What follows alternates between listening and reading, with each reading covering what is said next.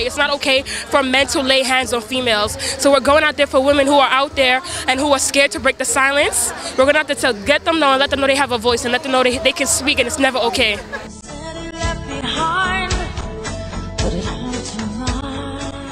At 9 a.m., we began taking the streets, our indignation against the silence that has occurred for far too long.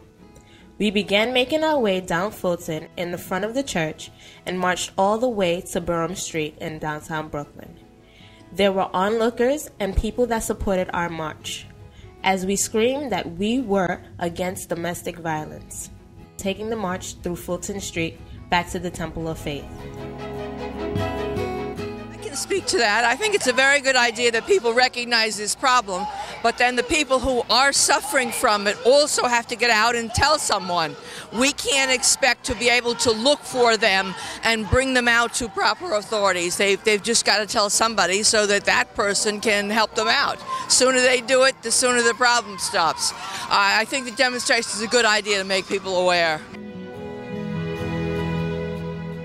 I think it's great. I think it's great. I think y'all should do more. I think everybody should do more. Being a victim of domestic violence, I know what you call it. I know, and having taken classes, I know that it's not what you call it. It's not called for.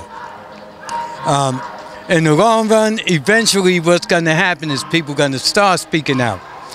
The law enforcement's on there already. But we need more help in the neighborhood. More help from people, from young people as well as old, to teach those things against it.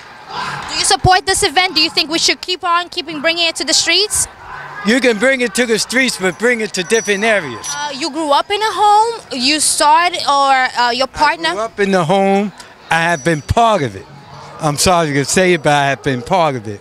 And also, I have taught classes on domestic violence. Vanessa, tell me what you think about this rally and your point of view about domestic violence yourself. It's wonderful. I was a victim of domestic violence, and I grew up in a household where there was domestic violence present, and often people suffer in silence. So it's important for people to have events like this so that people know it's okay to speak up and that there is support out there. Lydia, what do you think about this rally that we are bringing it to the street? Not only women, but men, teens, against domestic violence. I think it's awesome. We're here for vacation, and to see this is just amazing. I mean, it's great. And what is your point of view about domestic violence? It has to be stopped. It has to be stopped. We have to stand up and defend everybody, not just men and women, like you said, who suffer from domestic. That's all. It's not right.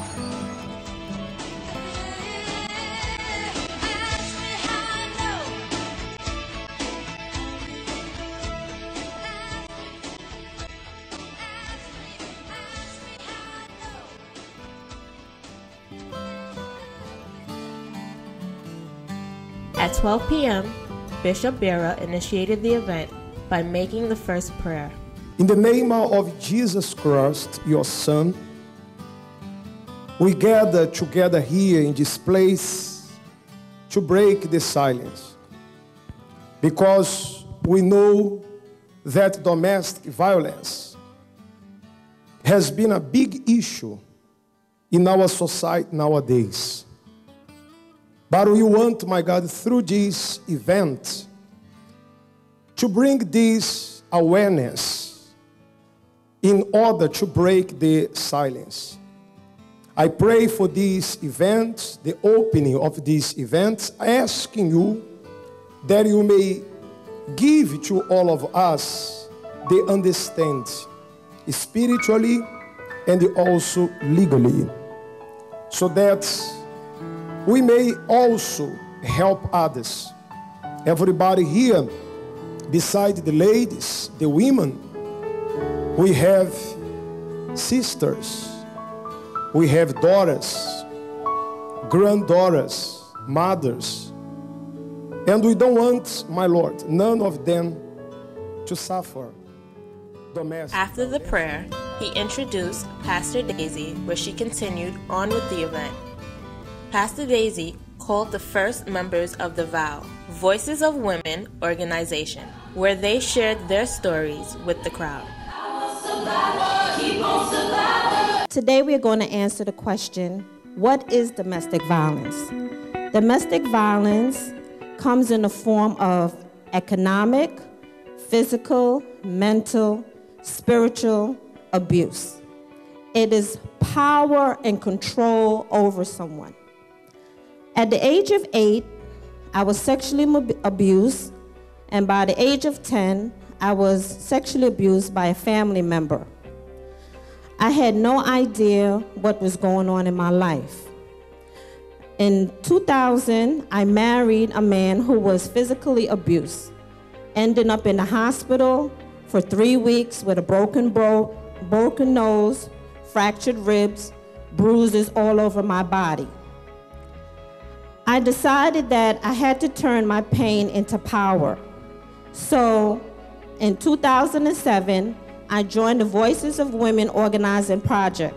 However, I decided that I was now free because for 30 years, I was allowing my abuse and struggling with life each and every day, thinking that I could have done it on my own, and I couldn't have done it on my own.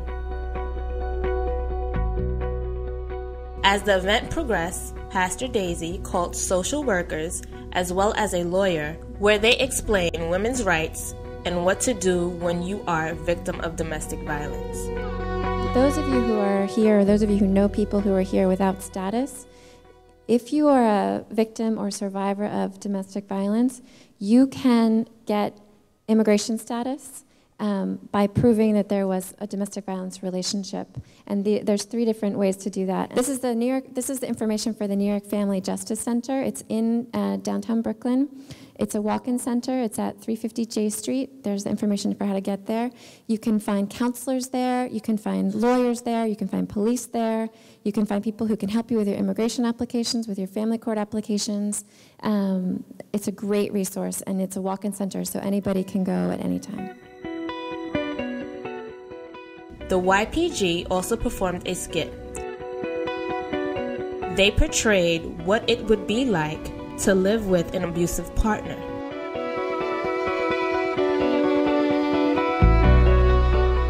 And how it slowly kills you.